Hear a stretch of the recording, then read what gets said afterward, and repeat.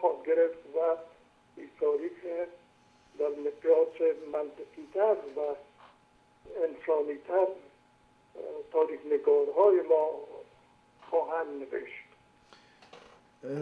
مهربانی که دکتر صاحب، آیا قانون اساسی ماده را که ماده 25 که نمیتونن از فامیل پادشاه به مقامات بلند برسه و این زیادتر طرح از طرف سردار ولی و رشتیا و دکتر ظاهر بود، آیا این یک چیز اشتباه نبود؟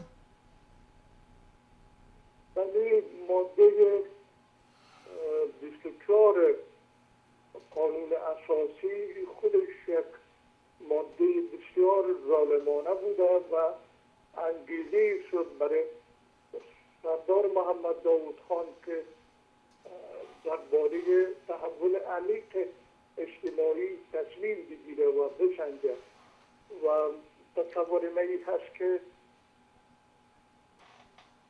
آدم هایی را که شما نام بردین به شمول ظاهر شاه مصمم بودن که داود خان خارج قوس زیر نظر داشته باشند و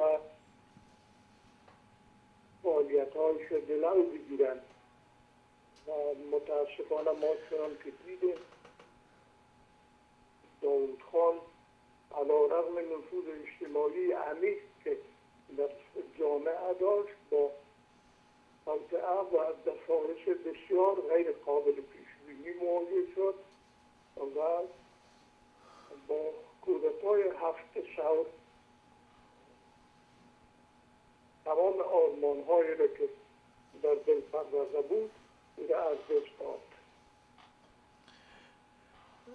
دکتر صاحب، خود چیزی که مهم است و این تمام افغانایی که امروز مصاحبه کردیم گپ زدیم از وطن پرستی ترقی خواهی داود خان همه یادآوری میکنن و طبعا انتقادات هم دارن که باز شما در اینجا طرح شد و یک موضوع دیگه هم که هست موضوع کودتای محمد هاشم میانوال صدر اعظم سابق بود.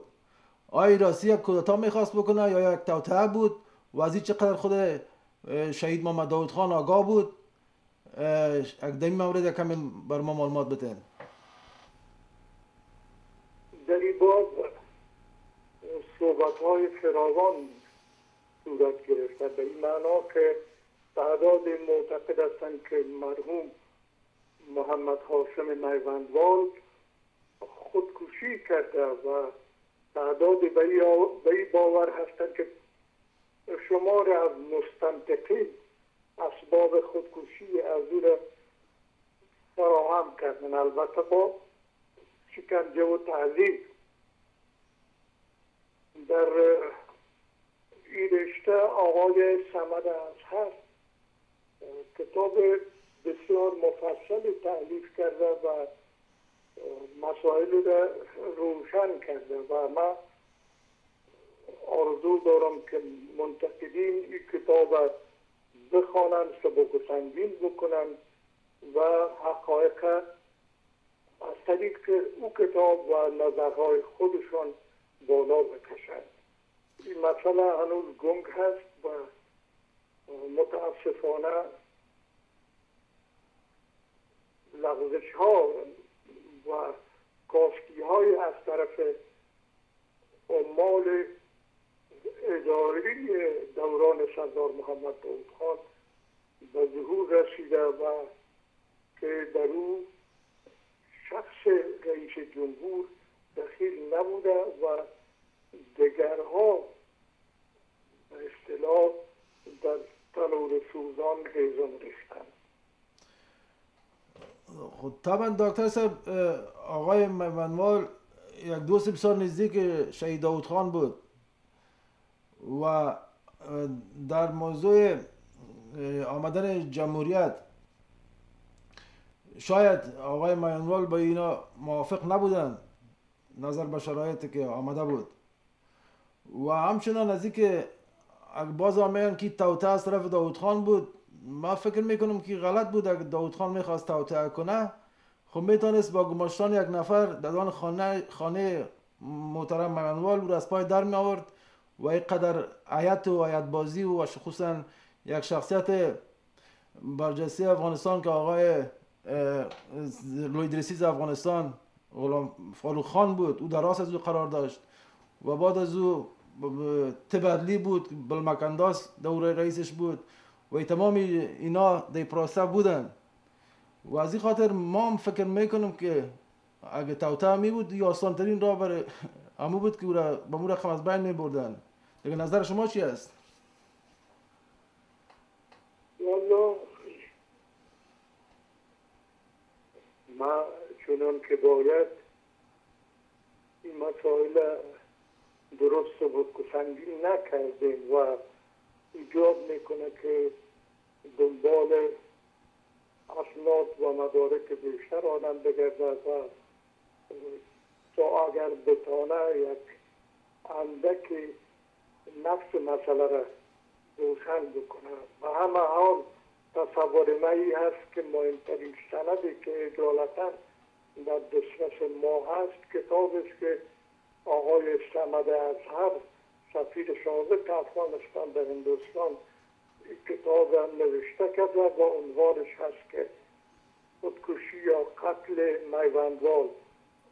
ما اجالتا همین کتاب هم ترجیح میکنم که روی هم رفته منصفانه ترین سند هست در مورد چگونگی فوت یا شهادت میوندوال مرحوم. تشکر.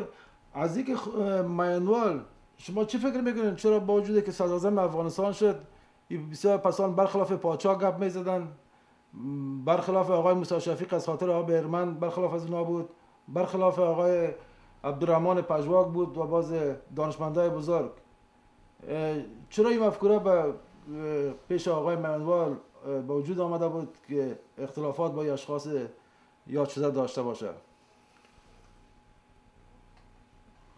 چه بگویم بیشتری قضایا بر نظر قصه هایی که در درون خانه ها مگذره میچرخه و چه خوب بود که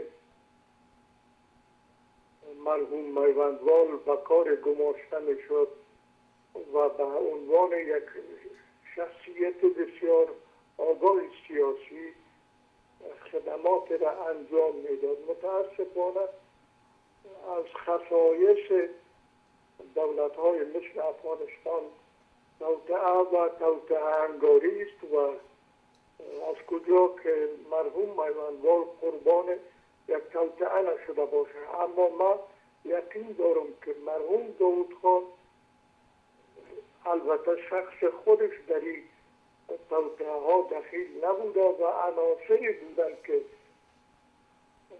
سعی میکردن بنیاد جمهوری افغانستان از ذکر بکنن و شرایط را به وجود بیارن که موجب سرنگونی یک تحول عمیق اجتماعی شود. تشکر. و چرا آقای میوندوال وقتی صدراعظم بود موفق نبودن و از این خاطر استعفا دادن؟ شما چی فکر میکنین؟ چی عرض کنم، فعلا بسیاری از این شخصیت ها چهره در نقاب خاک کشیدن. هم هوادارهای مرحوم میوندوال و هم خودش و هم شخص پادشاه که آدم روی هم رفته معتدل بود، اما در همراهی با داماد سردار محمد سردار ولی متاسفانه عامل کارهایی شد که به جای استقرار و ثبات جنجال آفرید. به این معنا ما توصیه ما عرض منی هست که خوب است چند شبای دیگر محققین ما صبر بکنن و سعی بکنن که قضایا را بیشتر بشکافن و از قصه های رایج از استناد بر قصه های رایج پرهیز بکنن. تشکر دکتر صاحب که وقتانه بر ما دادین و شما زنده بودین. بخیر که این موضوعات ما را بر ما روشنی انداختین و معلومات دادین و براتان عمر طولانی با صحت و سلامتی میخوایم. همچنین زنده باشین. از شما سپاسگزار هستم که هیچ مدان از فرصت داریم که با شما صحبتی داشته باشم. زنده باشین. شب و روزتان بخیر. تشکر، ممنون از شما. به امان خدا. خدا حافظتان. ما از دکتر صاحب اکرم عثمان تشکر میکنم. امید است که در آینده ما یک مصاحبه مفصل در این مورد داشته باشیم. با مناسبت 94مین سالگرد استقلال افغانستان، بزرگداشت از قهرمانانی که جانهای شیرین خویش را به خاطر دفاع میهن و مردم میهنشان از دست دادند. محفل پرشکوه بدین مناسبت با سخنان کوتاه، اشعار میهنی، فیلم مستند، نمایش لباسهای افغانی و اتن ملی برگزار می‌گردد. حیدر سلیم، هنرمند محبوب کشور، این محفل را با آواز گیرایش رونق بیشتر می‌بخشد. من نغمه راز شب دارم بلب نام تو را، تو آرزوی رفته‌ای در شهر دور کسان. مرا کردی آخر شرابی، تو مرا کردی آخر شرابی، به عشق مرا سوختی. از بزنس هایی که میخواهند غرفه های فروش صنایع دستی افغانی و دیگر اجناس را داشته باشند و همچنان تقاضای رزرویشن تیکت و وی آی پی را دارند، لطفاً با تلفن 510 470 80 17 به تماس شوند.